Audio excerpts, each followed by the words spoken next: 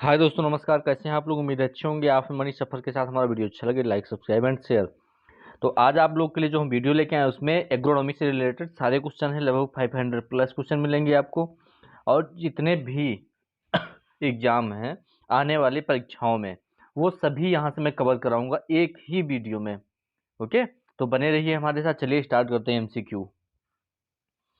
चलिए, पहला क्वेश्चन है, विश्व में निम्नलिखित फसलों में से किस फसल का कृषिगत क्षेत्रफल यानी कल्टीवेटेड एरिया सबसे अधिक है? तो गेहूं का है, यानी कि ट्रिटिकम एस्टिवम इसका वैज्ञानिक नाम है। और इसको व्हीट कहते हैं इंग्लिश में। आप जानते हो, एग्रीकल्चर पोर्शन वाले वैसे भी जानते होंगे, जो नहीं जानते हैं उनके लिए हम बताते हैं। फटाफट चलिए ऐसे बताते चलते हैं। नंबर 2, चावल का उद्गम स्थल यानी ओरिजिन ऑफ प्लेस, ये कहाँ पे है आपका? तो भारत व वर्मा, इसको बोलते हैं इंडो बर्मन जो एरिया है उसको माना गया है। ओके। तीसरा नंबर, विश्व में चावल का सर्वाधिक क्षेत्रफल भारत में है, जो कि लगभग कितना है? तो कितना है? 45 मिलियन हेक्टेयर। ओके।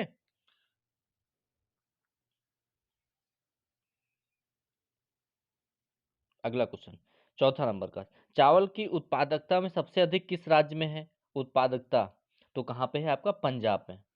और सबसे ज़्यादा क्षेत्रफल कहाँ पे है? तो आपको क्षेत्रफल अगर लगाना है तो आप यूपी लगाएंगे। और जो है उत्पादन सबसे ज़्यादा कहाँ पे होता है? तो पर हेक्टेयर के हिसाब से इसमें लिखा है, लेकिन अभी का छत्तीसगढ़ में है। ओके। चलिए, ओराइजा वंश, अभी बताएंगे आपको, में कुल कितनी स्पीसीज शामिल हैं? तो 24 स्पीसीज शामिल हैं। जैसे ओराइजा सटाइवा धान का नाम है। ओके। अगला है ओराइजा ग्लैबेरिमा। ग्लैबेरिमा स्पीसीज की किस्में किस जगह पर पाई जाती हैं? तो ये यूरोप में पाई जाती हैं। ओके। चलिए अगला है, भारत में उगाई जाने वाली चावल की किस्में की उप स्पीसीज जो है किससे संबंधित है? तो इंडिका से। ये इंडिका जो है उससे संबंधित है। इंडोनेशिया में उगाई जाने वाली चावल की किस्में किस सब स्पीसीज से संबंधित हैं? तो आपकी ये संबंधित हैं ओराइजा सटैवा जेवेनिका से। ये आपकी रही। नंबर 9, चावल उगाने के अपरंपरागत क्षेत्र यानी नॉन ट्रेडिशनल एरियाज कौन से हैं? तो पंजाब व हरियाणा अपरंपरागत है वहाँ पे। ओके। और परंपरागत जैसे कि जो है यूपी हो गया आपका, छत्तीसगढ़ हो गया, और आंध्र प्रदेश हो गया, और पश्चिम बंगाल हो गया, इन सब जगहों पे। चलिए अगला क्वेश्चन, चावल के पुष्पक्रम यानी कि फ्लोरेसेंस को कहते हैं तो क्या? पेनिकल कहते हैं इसको। छिलके वाले चावल को क्या कहते हैं? तो भूरा चावल कहते हैं। ओके। अगला है 12 नंबर का, ये हमारा जो है यूट्यूब चैनल है, उसका मैंने नाम यहाँ पे लिख दिया, @मनीष सफ़र 937। आपको वीडियो अच्छा लगे सब्सक्राइब जरूर चैनल को कर दीजिए, क्योंकि हम भी मेहनत करते हैं। आपको थोड़ी सी मेहनत करनी है, केवल हमें सपोर्ट करिए, केवल सब्सक्राइब कर दीजिए और पूरा वॉच करिए मेरा वीडियो प्लीज़। ओके। तो धान की फसल के लिए उपयुक्त जलवायु है तो कौन सी है? बहुत गर्म व उष्ण जलवायु, यानी कि हाई जो टेम्परेचर है प्लस ह्यूमिड रीजन, यानी कि बरसात का सीजन ऐसा होता है जहाँ पे अच्छे से ये जो है सर्वाइव करता है। 13वां नंबर, चावल के पकने के समय तापक्रम कितना होना चाहिए? तो इसमें लिखा है 20 से 25 डिग्री सेल्सियस। और ये कब रहता है? तो ये रहता है आपका सितंबर अक्टूबर में रहता है, क्योंकि तब ह्यूमिडिटी बहुत हाई होती है और टेम्परेचर जो है नॉर्मल रहता है, लेकिन उस समय पकने का टेम्परेचर यही है। प्रदीप्त काल जो है, यानी कि फोटो पीरियडिज्म के आधार पर धान एक पौधा है, तो ये किस प्रकार का है? अल्प प्रदीप्त काली है। ये इंपॉर्टेंट क्वेश्चन है, ये जो है लोअर पीसीएस में भी पूछा गया था। ओके। चलिए अगला है, अस चावल यानी AUS राइस की बुआई का समय है, तो मई से जून है। 16वां नंबर, बोरो या दलुआ धान की बुआई का उचित समय है नवंबर से दिसंबर। चलिए अगला है, धान की खेती के लिए मृदा का उपयुक्त पीएच मान कितना होना चाहिए? आपको पीएच अगर आपने नहीं पढ़ा है तो हम बताएंगे। पीएच कितना होना चाहिए? 4 से 6। ये जो है, जो अपना सेंट्रल जो इंडिया है, ठीक है, सेंट्रल इंडिया और नॉर्थ इंडिया, वहाँ पे जो पीएच है वो लगभग यही पाया जाता है, जो कि धान की खेती के लिए बहुत अच्छा माना जाता है। आपका जो है पंजाब से लेके और पूरा चले जाइए पश्चिम बंगाल तक के, पूरा क्षेत्र लगभग यही आता है। ठीक है, अगला चलिए। IR8 धान की किस्म भारत में कहाँ से प्रचलन में आई थी? तो फिलीपींस से आई थी ये। ओके, निम्नलिखित फसलों में से धान की कौन सी किस्म ड्वार्फ जो उत्परिवर्तित है? तो कौन सी? जगन्नाथ। इधर से भी देख लीजिए। धान की रोपाई यानी ट्रांसप्लांटिंग के कितने दिन बाद प्रोपेनिल स्टॉफ ऑफ 34 खरपतवार नाशी का प्रयोग करना चाहिए? तो 6 से 8 जो है दिन बाद करना चाहिए रोपाई के। 26वां देख लेते हैं। धान की पौध की प्रारंभिक वृद्धि अवस्था में क्रोसेक, इसको कहते हैं क्रॉसेक, किस रोग के कारण होता है? तो ये होता है बैक्टीरियल ब्लाइट के कारण। ओके,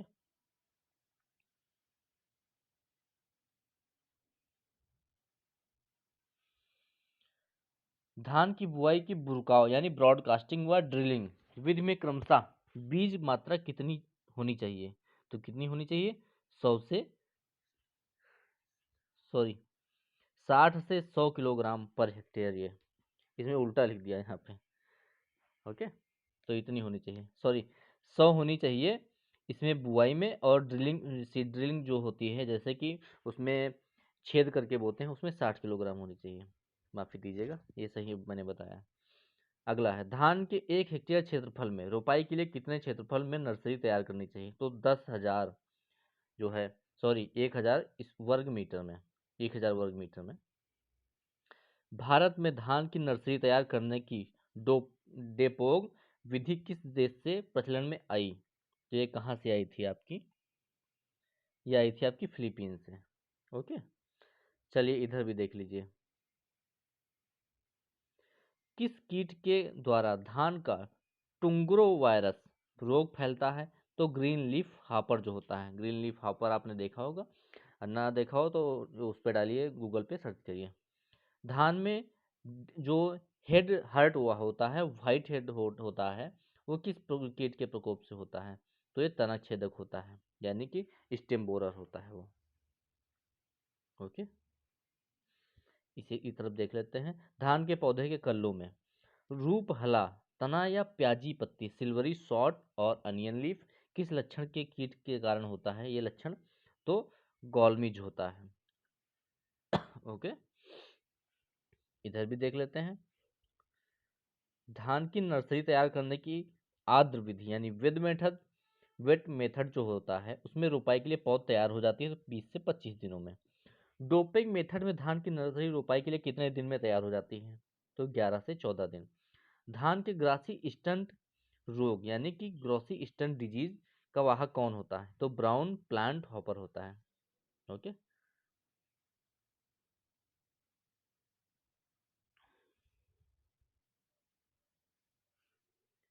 धान मतकुण यानी गंधी बग जिसको कहते हैं, गंधी तो सब जानते होंगे, लेकिन धान मतकुड़ मतकुड़ कोई नहीं जानता होगा इसका हिंदी नाम। कौन सी अवस्था पर आक्रमण करता है? तो दूधिया अवस्था पर। वहां पे क्या करता है ये? वहां पे ये उसके जूस को पूरा चूस लेता है, जिससे बालियां क्या होती हैं? बीज रहित हो जाती हैं। ठीक है, उसमें बालियों में केवल आपको ऊपरी खोल दिखेगा, जिसको जो है गांव में बोला जाता है, उसका नाम नहीं याद आ रहा, कुछ बोला जाता है। तो वो खाली केवल बाली आपको दिखेगी, अंदर जो है माल वगैरह नहीं रहेगा, क्योंकि वो चूस लेती हैं ऑलरेडी। अगला, बासमती चावल के 1,000 दानों का वजन कितने ग्राम होता है? 21 ग्राम होता है। ओराइजा सटाइवा जो कि डिप्लॉयड स्पीसीज है, में क्रोमोजोम संख्या कितनी होती है? 24 होती है। ओके,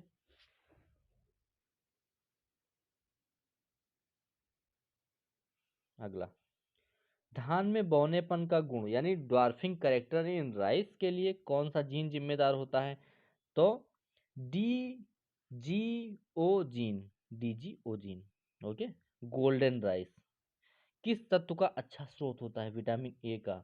ये गवर्नमेंट भी इसको बनवा रही है। कैसे कि इसके ऊपर विटामिन ए की कोटिंग की जाती है, इसीलिए कहते हैं चावल को कभी ज़्यादा बार धोना नहीं चाहिए, 1 से 2 बार धुल लो बस, क्योंकि उसमें जो ऊपर विटामिन ए की जो लेयर होती है वो धुल के वाश होके निकल जाती है। इसीलिए कहते हैं कि चक्की से जो दराए हुए चावल होते हैं वो खाने चाहिए, पॉलिश किए हुए नहीं खाने चाहिए, क्योंकि उसमें पॉलिश कर देते हैं सब ऊपर का लेयर निकल जाता है। चलिए छोड़िए। सुपर राइस की कल्पना किसने की थी? जीएस खुश ने की थी। ओके, अगला क्वेश्चन, भारत सरकार ने उर्वरक सब्सिडी, फर्टिलाइजर सब्सिडी कब शुरू की थी? 1977 में 1 नवंबर के दिन। सामान्य रोटी वाले गेहूं, कॉमन ब्रेड व्हीट का वैज्ञानिक नाम है ट्रिटिकम स्टीमम, मैंने पहले आपको बताया था। यहीं से ले शुरू करते हैं नीचे से ही। विश्व में गेहूं के उत्पादन में द्वितीय स्थान किस देश का है? प्रथम स्थान चीन का है तो द्वितीय स्थान भारत का रहेगा। विश्व में गेहूं का सबसे ज्यादा क्षेत्रफल रखने वाला देश है तो भारत है। भारत में जो है मैक्सिकन बौना गेहूं भारत में कौन लाया था? तो डॉक्टर N.E. बोरलॉग लाए थे। ओके, आपको पता ही होगा बोरलॉग साहब के बारे में। गेहूं का उद्भव स्थल है आपको बताया गया है, तो मध्य एशिया, टर्की, इसमें जो ऑप्शन है उसके हिसाब से। निम्नलिखित में से सही युग्म को चुनिए, गलत युग्म को चुनिए। तो गलत युग्म कौन सा है? भारतीय ड्वार्फ गेहूं ट्रिटिकम वल्गेर नहीं है, ट्रिटिकम एस्टिवम है। ओके, चलिए अब लास्ट क्वेश्चन था, भारतीय बौना गेहूं तो ट्रिटिकम स्फेरोकोकम इसको कहते हैं। ओके,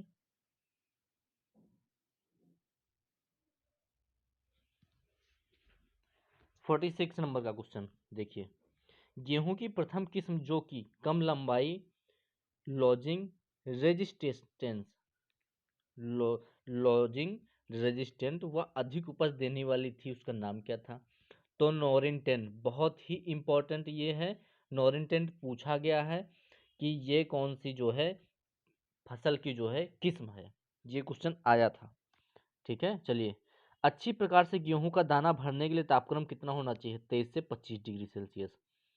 गेहूं का पुष्पक्रम इन्फ्लोरेसेंस कहलाता है तो क्या कहते हैं? बाली, ईयर इसको बोलते हैं। ओके, धान में नाइट्रोजन उर्वरक प्रयोग क्षमता किसके द्वारा बढ़ाई जाती है?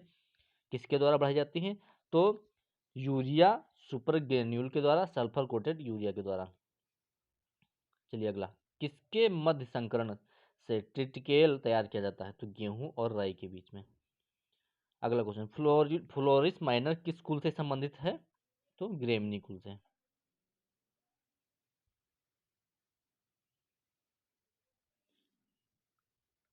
ओमिनिकल उर्वरकों को किस जोन में स्थापित करने से नाइट्रोजन का ह्रास से बचाया जा सकता है? तो रिड्यूस जोन में। अगला है, हरित क्रांति किन फसलों में सबसे ज्यादा जो है सफल रही है? तो गेहूं और चावल में, आपको पता ही होगा 1967 से। अगला, खाद्यान्नों का कीर्तिमान उत्पादन 265 मिलियन टन किस वर्ष में हुआ था? 2013-14 में। ओके, इधर भी देख लेते हैं, गेहूं की उचित बीज दर प्रति जो है किलोग्राम प्रति हेक्टेयर कितनी है? तो 100 किलोग्राम। आजकल लोग लेकिन जो है 110 120 डाल देते हैं, वो जो है 10 किलोग्राम से 12 किलोग्राम की एवरेज लेते हैं। चलिए अगला, गेहूं की फसल जो कि 50 कुंटल प्रति हेक्टेयर उत्पादन देती है, नाइट्रोजन फास्फोरस यानी P2O5 व पोटास किलोग्राम पर हेक्टेयर की क्रमशः कितनी मात्रा भूमि में उद्ग्रहण करती है? तो 100 से 150 नाइट्रोजन, 70 से 80 जो है फास्फोरस, 120 से 150 तक के पोटास। ओके, लास्ट क्वेश्चन, सामान्यतः गेहूं की फसल में क्रमशः नाइट्रोजन, फास्फोरस और पोटास की संतुलित मात्रा है 120 60 30। डीएपी में नाइट्रोजन, फास्फोरस और पोटास की मात्रा पाई जाती है तो 18% आपकी पाई जाती है नाइट्रोजन और 46% फास्फोरस। पोटास इसमें शून्य होती है, इंपॉर्टेंट याद रखेंगे।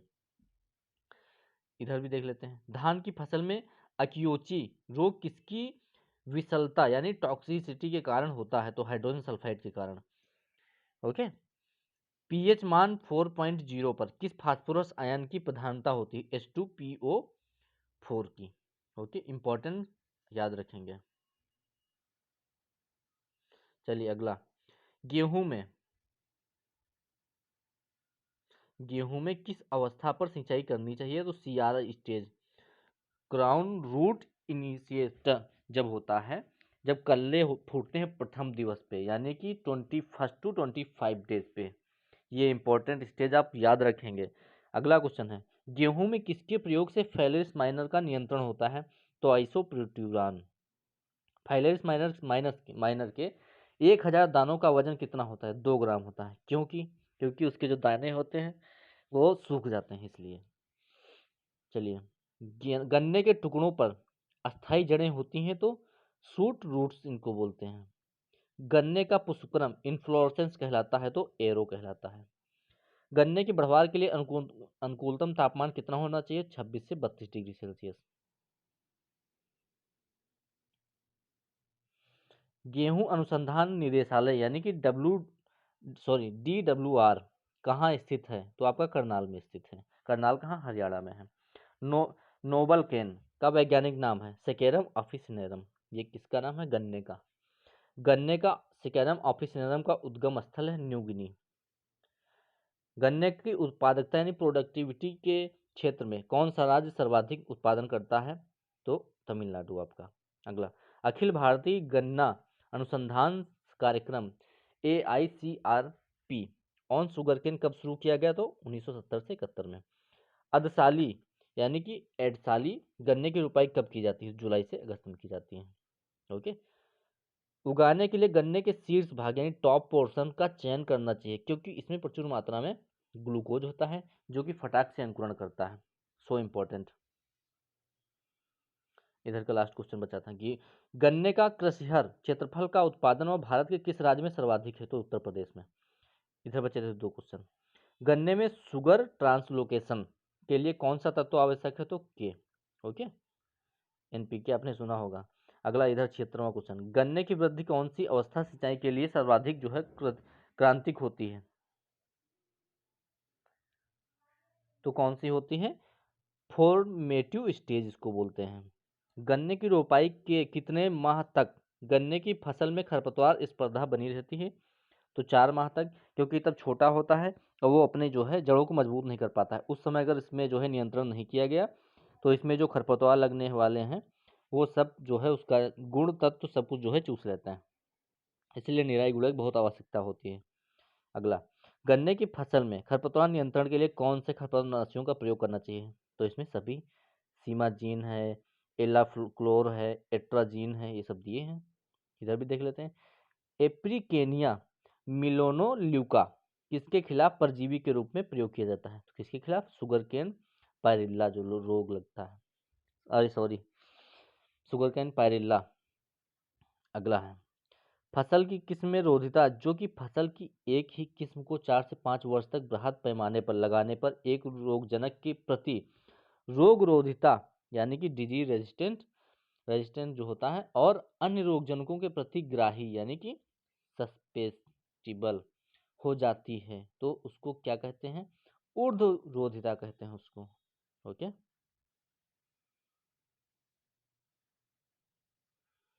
इधर ही देख लेते हैं।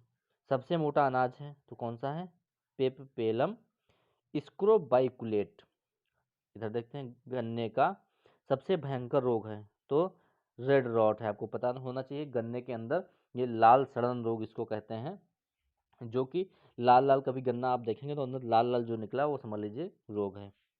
1 हेक्टेयर भूमि में गन्ना रोपाई के लिए कितने सेट्स यानी कि बड जो है सेट्स की आवश्यकता पड़ेगी? कितनी? तो 35,000 से 40,000 की। So important. गन्ना रोपाई की नाली विधि यानी ट्रेंच मेथड भारत के किस क्षेत्र में प्रचलन में है? तो तटीय क्षेत्रों में है। इधर देखिए, फसलों व सिंचाई की क्रांतिक अवस्थाओं यानी कि क्रिटिकल स्टेज ऑफ इरिगेशन के युग्मों में से कौन सा गलत जोड़े को छांटिए?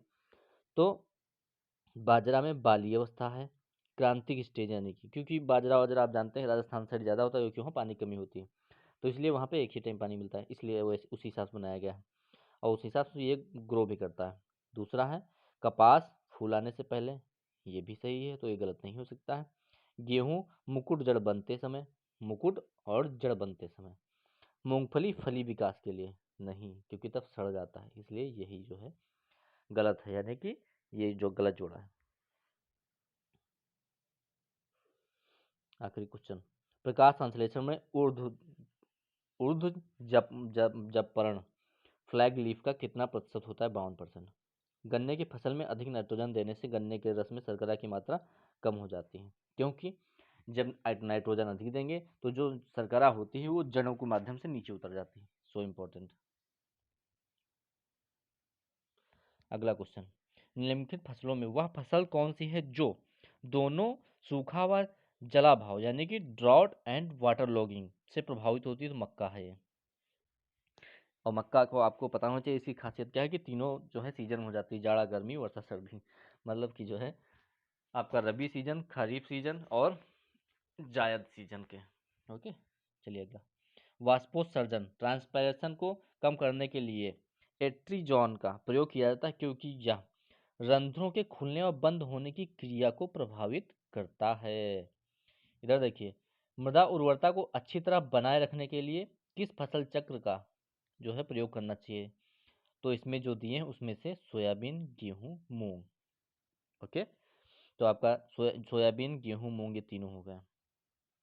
चलिए इसमें देखते हैं। प्रति इकाई क्षेत्रफल अंतः फसल यानी इंटरक्रॉपिंग जो होती है, उत्पादकता व उसी फसल को संभावित एकल फसल जो है उसकी उत्पादकता को अनुपात को क्या कहते हैं, तो भौम तुल्यांकिकी अनुपात कहते हैं।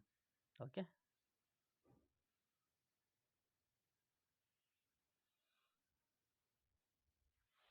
इधर क्वेश्चन, निम्नलिखित खरपतवारों व फसलों के युग्मों में कौन सा युग्म सही सुमेलित नहीं है।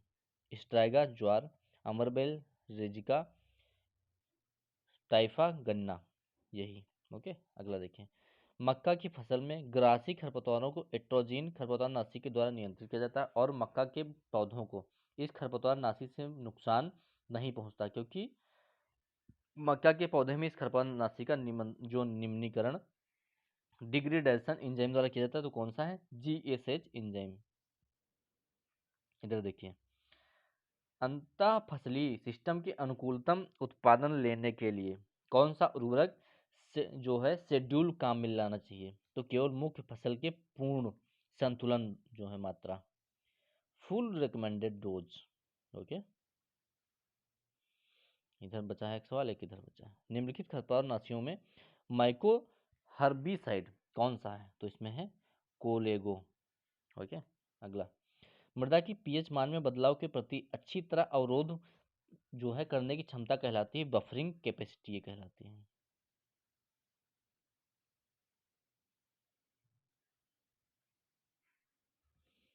मृदा का यांत्रिक विश्लेषण मैकेनिकल एनालिसिस किस नियम पर आधारित है, तो स्टोक के नियम पे। अगला क्वेश्चन फटाफट देखिए, अर्ध शुष्क व उपोष्ण परिस्थिति में अनुकूल उत्पादन लेने हेतु अंतर फसली तंत्र में कौन सी प्लांटिंग जियोमेट्री अपनानी चाहिए, तो ये है स्किप रो प्लांटिंग, जी आपकी। ओके, अगला, ह्यूमिक एसिड ह्यूमस का एक फ्रैक्शन है जो कि क्षार में घुलन व अम्ल में अघुलनशील है। अगला है, मृतिका की क्रिस्टल लेटिस में एक अणु के द्वारा दूसरे अणु का प्रतिस्थापन बिना किसी बदलाव के कहलाता है आइसोमॉर्फिक प्रतिस्थापन। गेहूं, इधर भी देख लीजिए थोड़ा, गेहूं में कल्ले फुटान यानी टेलरिंग स्टेज जो होती है के लिए अनुकूलतम तापमान कितना है, 16 से 20। ओके, क्योंकि अभी टेम्परेचर चला है उसमें कल्ले गेहूं में बहुत निकल रहे हैं प्रेजेंट टाइम पे, और कहीं कहीं पे तो बालियां भी निकल रही हैं। पौधों में अस्थायी रूप से कौन सा तत्व कार्बनिक संयोग से समाहित नहीं होता है, पोटेशियम। ओके, बीजोपचार हेतु निम्न रसायनों जैव उर्वरकों को किस बढ़ते हुए क्रम में करना चाहिए, तो कवकनाशी, कीटनाशक व राइजोबियम। इधर देख लीजिए, पौधे की जो है वृद्धि कम वृद्धि दर के साथ अधिकतम वृद्धि तथा साथ ही पोषक तत्व का पौधे में संचयन, तो इफिशियंसी रेंज जो होती है उसे वही कहलाता है। इधर देखें, मृदा समुच्चय निर्माण सॉइल एग्रीगेट जो एग्रीगेट फॉर्मेशन होता है उसमें मुख्य ऑर्गेनिक सीमेंटिंग एजेंट का कार्य कौन करता है, तो पॉलीसेकेराइड्स करते हैं। टेट्राजोलियम टेस्ट से निर्धारित करते हैं, तो क्या, सीड वायबिलिटी। अगला, 1 हेक्टेयर क्षेत्र में वास्तविक आलू के बीज यानी ट्रू पोटैटो सीड्स की बीज दर कितनी है, तो 100 ग्राम, पता होना चाहिए आपको। ओके, इधर भी देख लीजिए, ऊपर वाले के बाद में देखेंगे, पादप पोषण में तत्वों की अनिवार्यता की कसौटी यानी कि क्राइटेरिया ऑफ एसेंशियलिटी किसने प्रतिपादित की, तो किसने की थी? एनॉन एवं स्टॉट ने। आलू किसका रूपांतरण है? तो तने का, आपको पता होना चाहिए। असमतल या उबड़ खाबड़ भूमि में सिंचाई की कौन सी विधि सबसे श्रेष्ठ है? तो फव्वारा सिंचाई, आपको पता होना चाहिए। भारत में मोठ मोठ जो बीन होती है, सबसे अधिक उत्पादन किसका है? तो राजस्थान का आपका है। यानी तिल सिसमम जिसको बोलते हैं, सिसमम इंडिकम की बीज दर प्रति किलोग्राम कितनी है? तो 3 से 4 किलोग्राम। भारत का कौन सा राज्य सरसों में उत्पादन अग्रणी है? राजस्थान। बाजरे के बीज को किस गहराई पर बोना चाहिए? तो कितने में बोना चाहिए आपको? ये आपका बोना चाहिए 1 से 2 सेंटीमीटर। ओके। सामान्यतया मृदा अम्लता को किसके द्वारा ठीक द्वारा किया जाता है? तो चूना के द्वारा। कैश क्रॉप उगाने का मुख्यतः उद्देश्य क्या है? तो बिना किसी अतिरिक्त खर्च के जो है उगाना या अधिक आय प्राप्त करना। इधर देख लेते, उर्वरक नियंत्रण अध्यादेश 1957 के अनुसार यूरिया में बाईयूरेट्स की मात्रा प्रतिशत में कितनी है? यानी कि जो कि अधिक नहीं होनी चाहिए इससे, तो 1.5%। रेपसीड व मस्टर्ड सरसों का फल कहलाता है, तो सिल्कुआ। इधर देख लेते हैं, मृदा की आवश्यकता जो पोषक तत्वों को प्राप्य रूप उचित मात्रा व उचित संतुलन में प्रदान करने की क्षमता क्या कहलाती है? तो ऊपर है इसका सवाल का जवाब, मृदा उर्वरता। चलिए,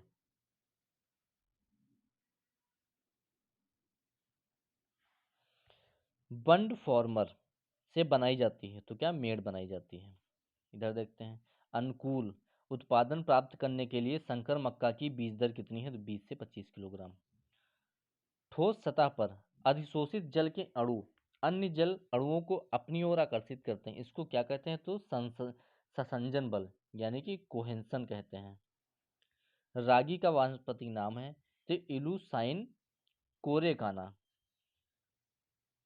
पौधे की वृद्धि के लिए मृदा नमी उपलब्ध होने की ऊपरी सीमा कितनी है? तो क्षेत्र धारता इसको कहते हैं। चने का मुख्य हानिकारक कीट है तो फली छेदक, इसको बोलते हैं पॉड बोरर।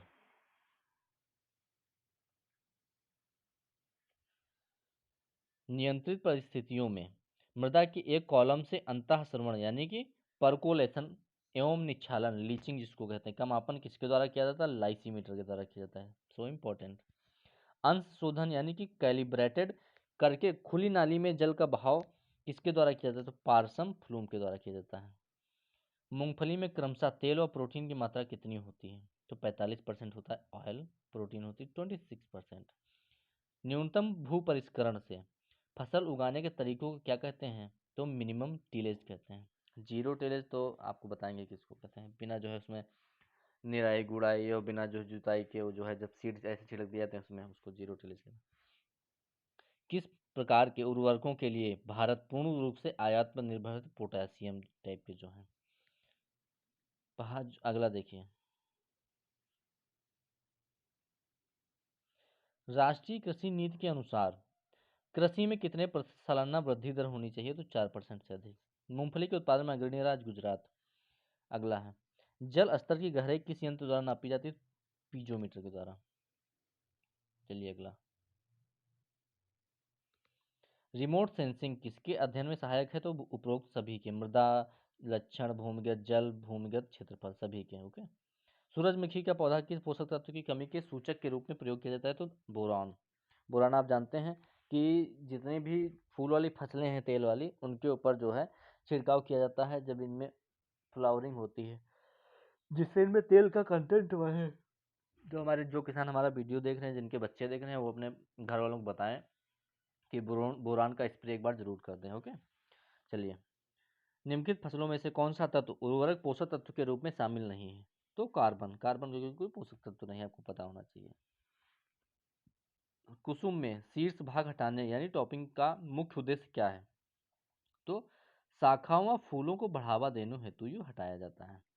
कपास के बीजों में रुई हटाने यानी कि डेली नाइटिंग के लिए प्रयोग करते हैं, सल्फ्यूरिक अम्ल प्रयोग करते हैं। ओके।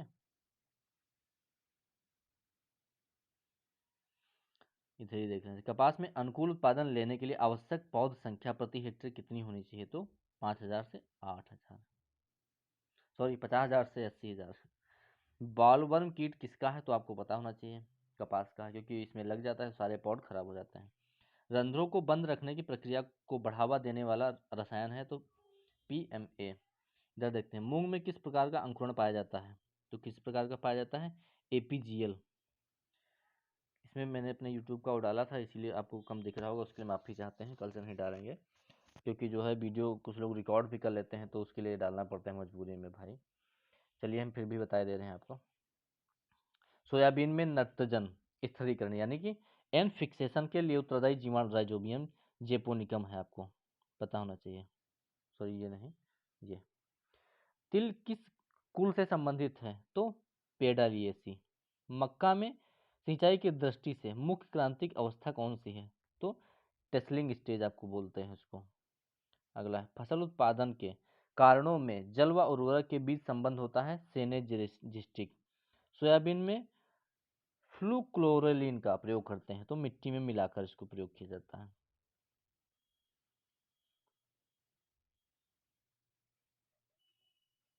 अगला देखिए, एक ही खेत में नारियल, काली मिर्च और हल्दी जो है साथ साथ फसल लेने की क्रिया कहलाती है तो मल्टी स्टेराइडिंग कहलाती है। इंटरक्रॉपिंग क्या कहते हैं? जैसे कि सरसों गेहूं खेती, ये इंटरक्रॉपिंग हो गई आपकी, ठीक है।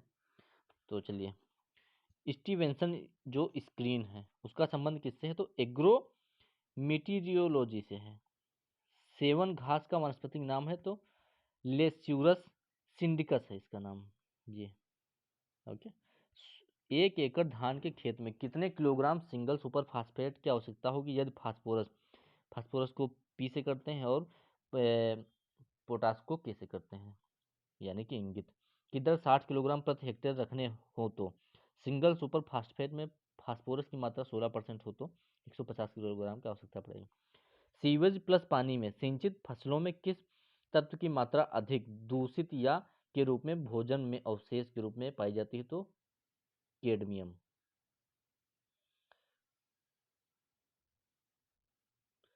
पौधों की कोशिका भित्ति यानी सेलवाल में कौन सा तत्व अवयव के रूप में पाया जाता है? तो कैल्शियम।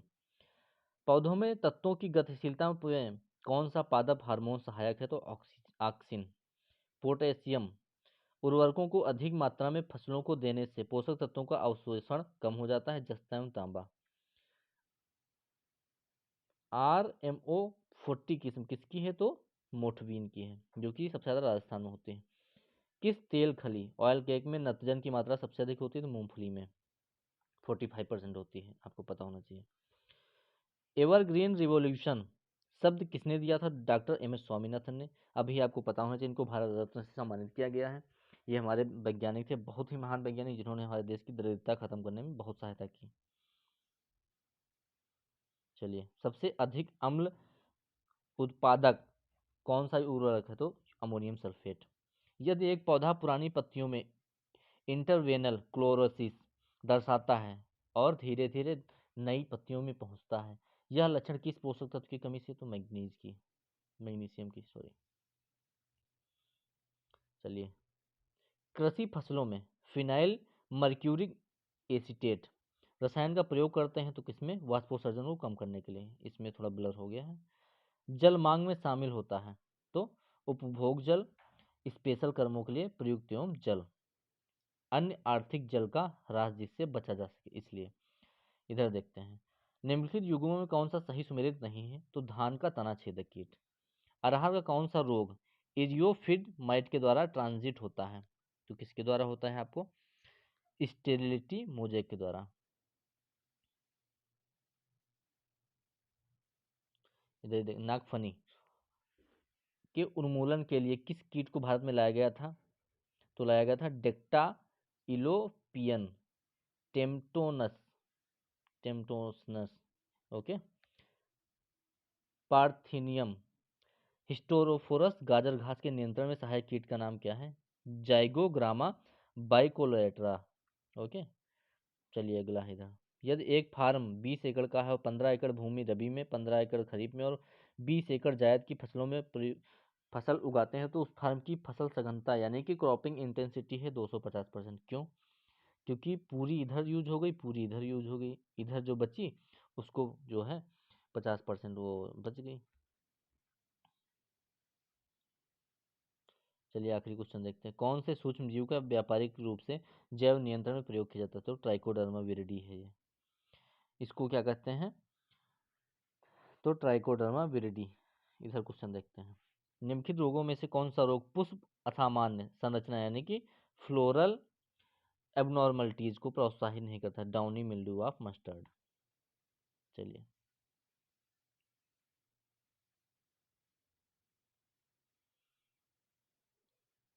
किस प्रकार के स्प्रेयर से खरपतवार नाशी का भाव जो ड्रिफ्ट है के रूप में ज्यादा नुकसान होता है? तो अल्ट्रा लो वॉल्यूम स्प्रेयर के द्वारा। यदि मृदा में 20 से 30 अनुपात 1 कार्बन नाइट्रोजन अनुपात से ज्यादा कार्बन जो पदार्थ है वो मिलाया जाए तो मृदा में कौन सी प्रक्रिया शुरू हो जाती है? तो इम्बोलाइजिंग। याद रखना। गन्ने की फसल से चीनी की अधिक मात्रा लेने के लिए कितने दिन पहले कुल नाइट्रोजन दे देनी चाहिए? तो 60 दिन पहले। वाटर हार्वेस्टिंग से अभिप्राय है? तो फार्म तालाबों से निकले हुए फालतू जल का संचयन एवं बाद में खेती हेतु प्रयोग। चने में निपिंग से क्या तात्पर्य है? तो अधिक शाखाएं प्रोत्साहन के लिए शीर्ष कलिका को हटाना।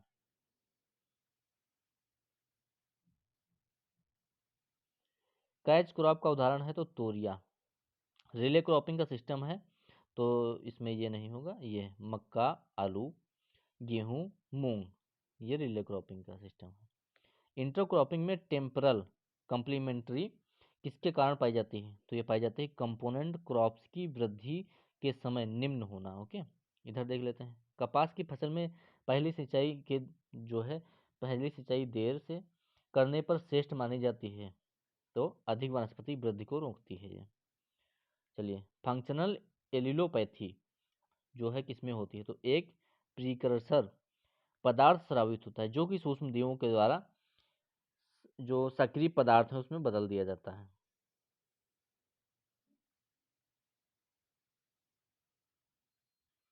बौने गेहूं में बुआई की गहराई निर्भर करती है तो किस पे?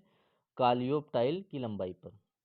अगले पके हुए चावल को कोहेसिवनेस एवं टेंडरनेस किस पर निर्भर करता है? तो इमाइलेज एवं इमाइलोपेक्टिन जो होता है उस पर निर्भर करता है। ओके, थोड़ा रुक के पानी पी लें।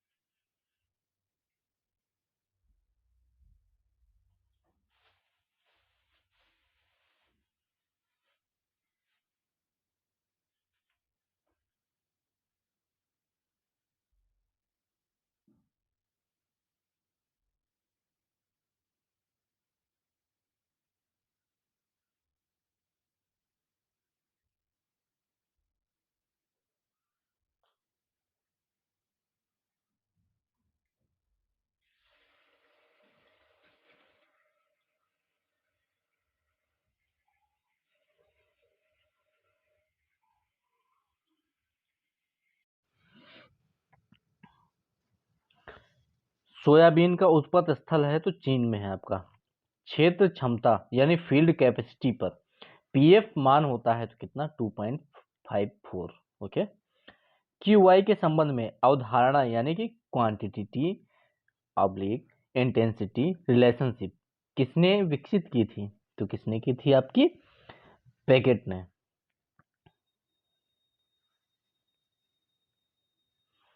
अस्थाई मूर्धान बिंदु यानी पी पर पीएफ मान होता है तो कितना होता है? 4.2।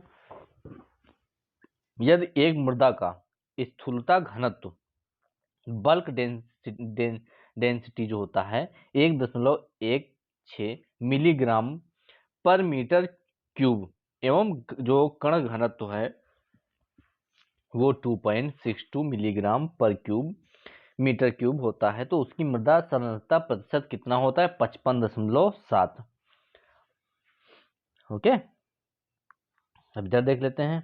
निम्नलिखित युग्मों में से चयन कीजिए गलत का। तो फिनाक्सी एसिड 2,4,5-T को कहते हैं, ये सही है। यूरिया आइसोप्रोट्यूरॉन, एसिटामाइड बूटाक्लोर, कार्बोमेट्स डाइनोसेब, ये गलत है। ठीक है। एजोला के सक्रिय उपयोग में कौन सा कारक संकुचित करता है? तो उपरोक्त सभी। पानी की उपलब्धता कम, ग्रीष्म ऋतु के दौरान जीवित रहने की दर कम होना, ढुलाई की समस्या, एटी से। ओके। अगला, निम्नलिखित पोषक तत्वों के युग्मों में से कौन से तत्व ऋणायन यानी कि आयनोएंस के रूप में पौधों को द्वारा अवशोषित किए जाते हैं? तो कौन से किए जाते हैं? तो ये बोरान है, क्लोराइड है, मोलिब्डेनम है, फास्फोरस एवं सल्फर। 3 आवश्यक पोषक तत्व प्रदान करने वाला उर्वरक कौन सा है? तो एसएसपी है। आलू का उद्गम स्थल तो दक्षिण अमेरिका को माना गया है। ओके, चलिए।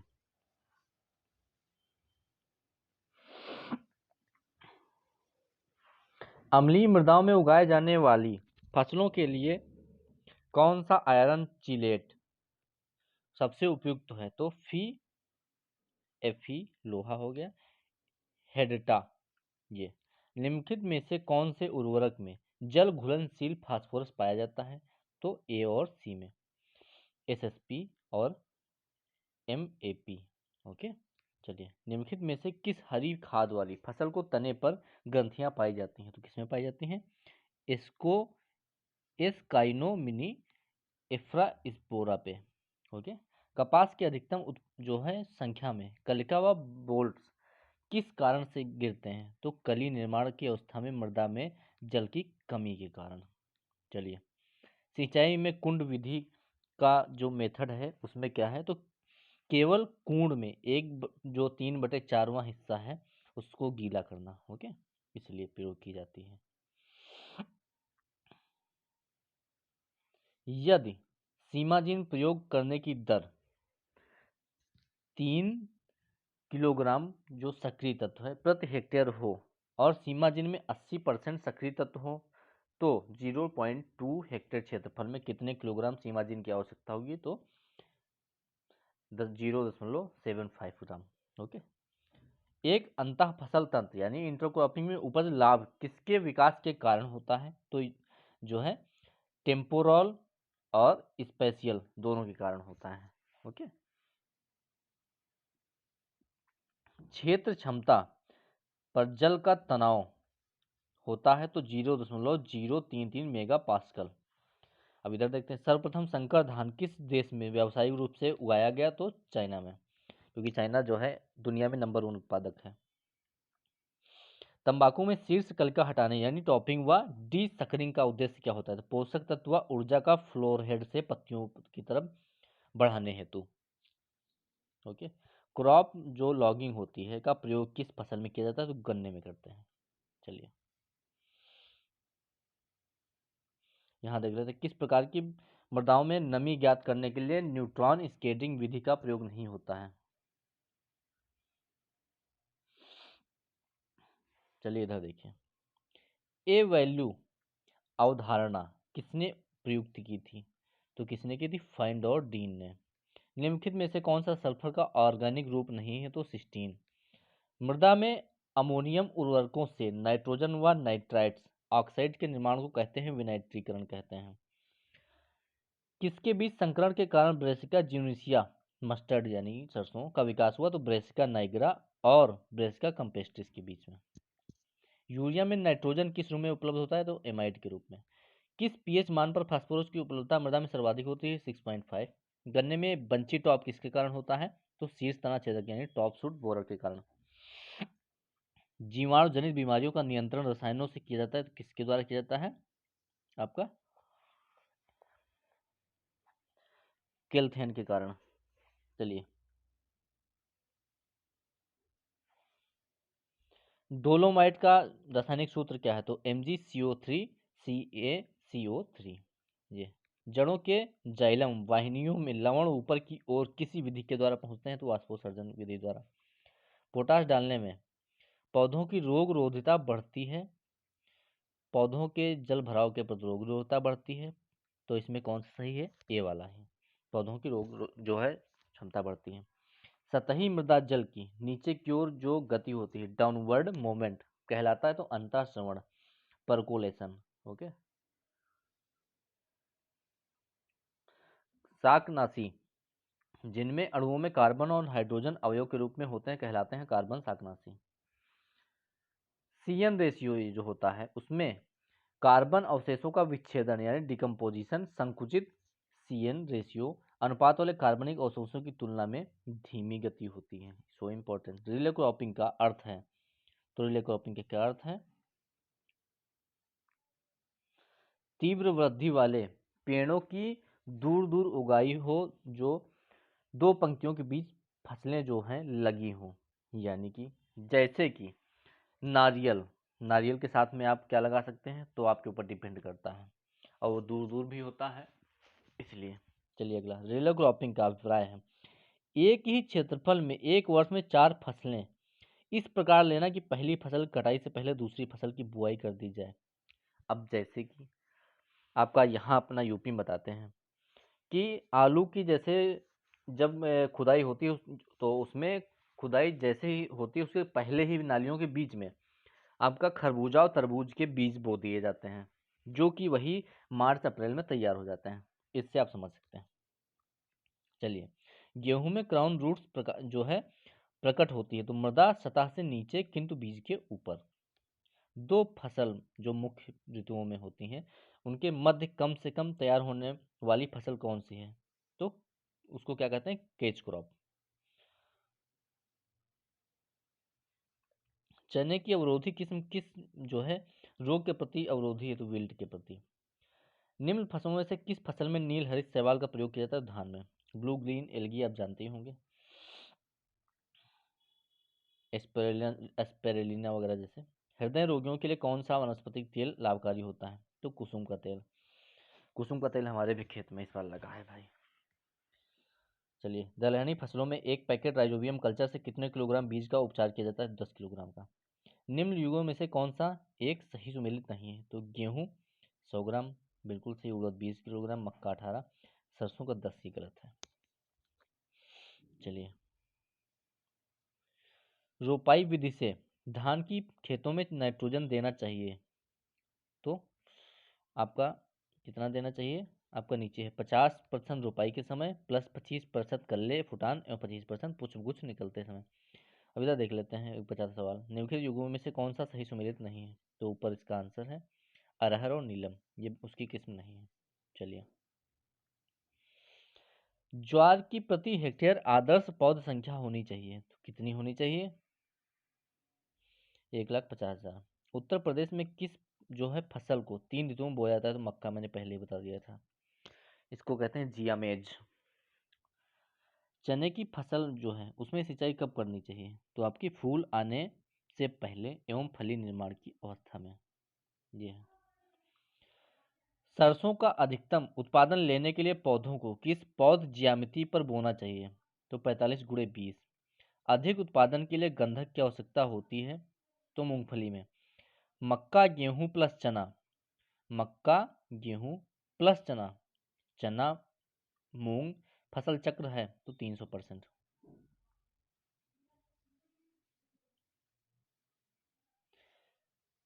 कैंपेनिंग क्रॉपिंग का उदाहरण है तो गन्ना प्लस आलू। सरसों का आलू के साथ अंतः फसल तंत्र संस्तुत किया जो है किसने, तो रिप्लेसमेंट सीरीज में। इसको कौन से क्ले मिनरल्स में पोटास प्रचुर मात्रा में पाया जाता है, तो इलाइट में। उपास 120 किसकी किस्म है, अरहर की। बहुत इंपॉर्टेंट है ये उपास जो है, पूछी जाई है कि किसकी किस्म है, अरहर की। भाई याद कर लो, 100% याद कर लो। मूंगफली की फसल में अंतरा सस्य क्रियाएं इंटरकल्चर किस अवस्था पर नहीं करना चाहिए, तो खूंटी बनते समय यानी पिगिंग। पिगिंग क्या होती है आपकी, जब उसमें जो है मूंगफलियां बनती हैं उस समय पे नहीं करनी चाहिए संस्य क्रियाएं, क्योंकि वहां पे जड़ें कट जाती हैं तो वहां पे पिगिंग नहीं हो पाएगी, इसलिए।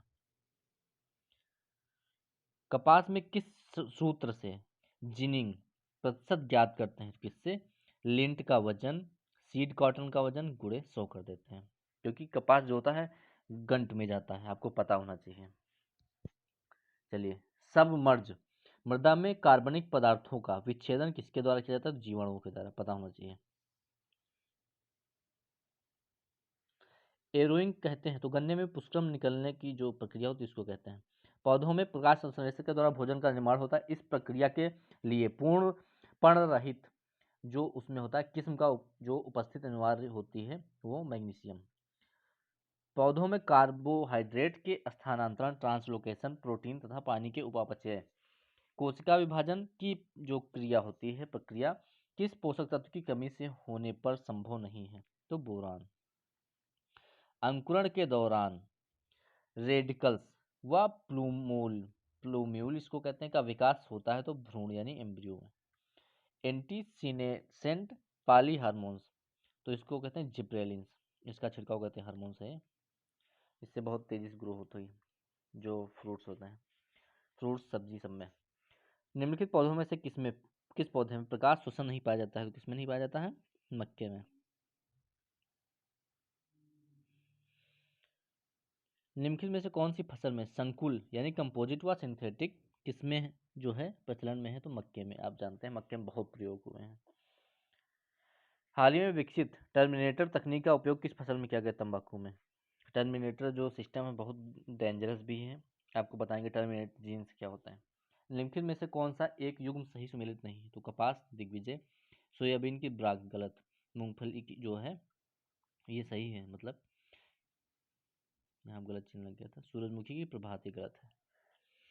मृदा में कौन सा कैसन सब ज्यादा समूहन की क्षमता रखता है, तो एल्यूमिनियम। ये अरुणा किस फसल की उत्परिवर्तित यानी म्यूटेंट किस्म है, तो अरंडी की। अरंडी आप जानते ही होंगे, उसका तेल निकाला जाता है, उसका मेडिसिन भी यूज है। सर्वाधिक धनायन विनिमय वाली मृदा जो होती है कौन सी, मृत्तिका दोमट, क्ले लोम। निम्नलिखित युग्मों में से कौन सा एक सही सुमेलित नहीं है, तो अरुणा। अंतर स्पीशीज संकर जो उद्भव का है ये नहीं सही है।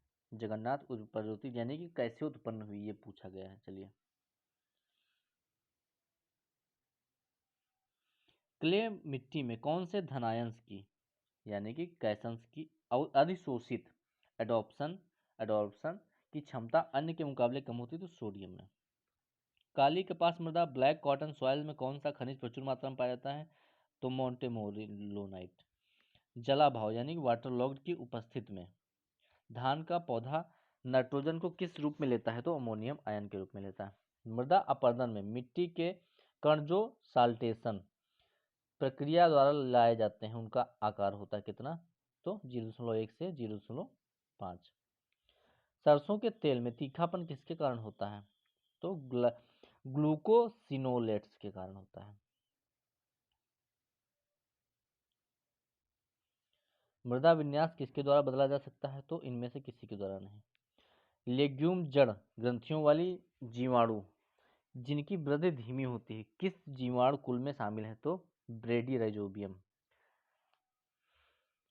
जैसे अजेक्टोबैक्टर हो गया, राइजोबियम हो गया, ये सब। गेहूं की गुणयुक्त ब्रेड क्वालिटी बनाने के लिए कौन सा पदार्थ जिम्मेदार है, तो ग्लूटेन, क्योंकि जिस गेहूं में सबसे ज़्यादा ग्लूटेन होता है वही बनाएंगे, क्योंकि खाने वाले अलग होता है, ब्रेड वाला अलग होता है, आटे का अलग होता है, मैदे का अलग गेहूं होता है, वही। कौन सा खनिज फास्फेट का अच्छा स्रोत है, तो एपेटाइट। PDM11 किस्म किसकी है? तो मूंग की। सामान्यतः वर्षा की तीव्रता कहाँ पर अधिक पाई जाती है? तो भूमध्य रेखा के आसपास। 35 डिग्री जो होता है दोनों तरफ, उत्तरी अक्षांश और दक्षिणी अक्षांश, उन पे सबसे ज़्यादा वर्षा पाई जाती है अपने यहाँ। इसीलिए केरल साइड में, और जैसे कि जो आपका कर्नाटक का कुछ क्षेत्र है, कुछ तमिलनाडु का भी है, तमिलनाडु कोरोमंडल छोड़ के वहाँ पे वही है सीजन। ठीक है। कौन सी मृदा में मृदा गुण जो सॉरी कौन से मृदा गण सॉयल ऑर्डर में डायग्नोस्टिक हेरा हेराइजन्स नहीं पाए जाते हैं? तो एंटीसॉल्स नहीं पाए जाते हैं। निम्नलिखित में से फास्फोरस की घुलनशीलता को बढ़ाता है? तो स्यूडोमोनास। सीड वर्क बोर्ड आवश्यक है? तो किसके लिए आवश्यक है? ब्लेंडिंग ऑफ सीड के लिए। इंपॉर्टेंट याद रखना। LER1 मिश्रित अंतर फसल का मूल्य सूचक है? तो monitoring advantage index MAI। LISA low energy input sustainable agriculture संबंध किससे है? तो जैविक खेती से। जैविक खेती जो है करने वाला भारत का पहला राज्य संपूर्ण रूप से आपका कौन सा है? तो आपका असम है आपका। ओके, याद रखेंगे। सूखे यानी ड्रॉट के दौरान ज्वार के पौधे में धूरिन का संश्लेषण किस भाग में होता है? तो जड़ में हो जाता है। धान में खैरा रोग किसके कारण लगता है? तो जस्ते की कमी के कारण। किसके उपयोग से मृदा संरचना सॉयल स्ट्रक्चर में सुधार होता है? तो सुपर फास्फेट। मृदा में द्रवित चालित का सीधा संबंध है कुल सांद्रता से। किस मुख्य माध्यम से पौधों की जड़ों पर फास्फोरस व पोटेशियम आयन गति करके पहुंचते हैं? तो विसरण की गति। कार्बन पदार्थ में कितने प्रतिशत से नीचे सल्फर होने पर इम्बोलाइजेशन शुरू होता है? तो 0.15%। ऑर्गेनिक कार्बन किसका मापक है? तो मृदा में उपलब्ध नाइट्रोजन का। इधर देखते हैं।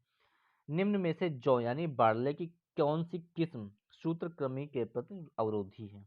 तो राजकिरण यानी कि RD 387 387। सभी ग्रेन लेग्यूम्स यानी कि दाने वाली फसलें जो होते हैं लेग्यूमिनेसी रिलेटेड उच्च प्रकाश शोषण यानी फोटो रिस्पायरेशन का कारण होती हैं? तो C3 क्रियाविधि के कारण। ये कार्बन होता है उस जैसे कहते हैं C3 प्लांट, C4 प्लांट, वो बताएंगे बाद में। गेहूं में किस तत्व की पूर्ति करने से पॉलन वाइबिलिटी अच्छी रहती है? तो बोरान की वजह से, मैंने पहले बताया था।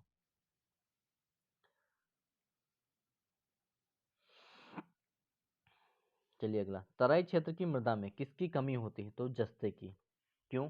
क्योंकि वहां पे मिट्टी में बह जाते हैं, निच्छालित हो जाते हैं।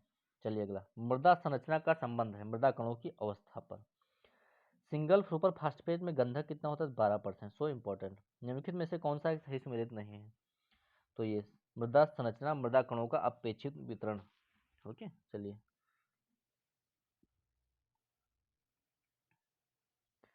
तिल्थ का संबंध है? तो उपरोक्त सभी से। मृदा पुंज का आकार, मृदा कणों का नाम वितरण, मृदा पुंज का अवस्था। निम्नलिखित मृदाओं में किस मृदा का द्रव चालित सबसे कम है? तो क्षारीय मृदा का। अच्छी गुणवत्ता युक्त गोबर की खाद का क्रमशः कार्बन नाइट्रोजन अनुपात यानी CN रेशियो से अधिक नहीं होना चाहिए। किससे थे? 10:1 से। 1 हेक्टेयर क्षेत्रफल की ऊपरी 15 सेंटीमीटर मृदा का वजन लगभग कितना होता है?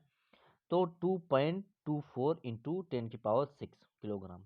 सोयाबीन के बीज में क्रमशः तेल व प्रोटीन की मात्रा होती है? तो 20% ऑयल होता है, 40% प्रोटीन होती है। चलिए, निम्नलिखित में से कौन सा एक सही सुमेलित नहीं है? तो अम्ल निर्माण करने वाले उर्वरक और तुल्यांकी। तो अमोनिया क्लोराइड 128, यूरिया 60, यही गलत है। अमोनियम सल्फेट 93, अमोनियम सल्फेट ये है 110। चलिए, 1 हेक्टेयर क्षेत्रफल की ये हो ही गया है। मृदा में किस तत्व की सांद्रता सबसे अधिक है? तो ऑक्सीजन की। चलिए ये देखते हैं। गुणवत्ता के आधार पर सूरजमुखी का तेल सबसे अच्छा माना जाता है क्योंकि इसमें पाया जाता है, तो क्या पाया जाता है आपका? असंतृप्त यानी कि असेंशियल अनसैचुरेटेड फैटी एसिड जो है इसमें अधिक होता है। High quantities of unsaturated fatty acids. अगला है। निम्नलिखित फसलों में से किस फसल में नाइट्रोजन स्थिरीकरण के लिए दो तरफा सहजीवी संबंध यानी डबल सिम्बायोटिक्स रिलेशनशिप पाया जाता है तो सेस्बेनिया रोस्ट्रेटा यानी ढैंचा में। मृदा का अस्थायी गुण किसके कारण होता है? मृदा विन्यास के कारण। सकल फसलित क्षेत्रफल व शुद्ध फसलित क्षेत्रफल का अनुपात होता है फसल संघनता कहलाता है। अब इधर देख लेते हैं, धान इसमें लिखा है, वहां पे क्या पूछा है देख लेंगे। किस फसल में सबसे ज्यादा जीवाश्म रसायनों का प्रयोग होता है? तो कपास में। कैनोला का संबंध है तो सरसों से। निम्नलिखित में से आलू की ट्रू पोटैटो सीड किस्म है तो HPS इजकल टू 1/113। फास्फोरस की गणना के लिए P2O5 को गुणा करना चाहिए तो 0.437 से। चलिए, अंधी गुड़ाई से तात्पर्य है अंकुरण से पहले गुड़ाई करना। सन 1950 में चारागाहों को नूतन अवस्था में लाने हेतु सर्वप्रथम किस देश में जीरो टीलेज तकनीक का उपयोग किया? संयुक्त राज्य अमेरिका में। बर्फ के पिघलने पर जल का कुल आयतन घटता है। ओके।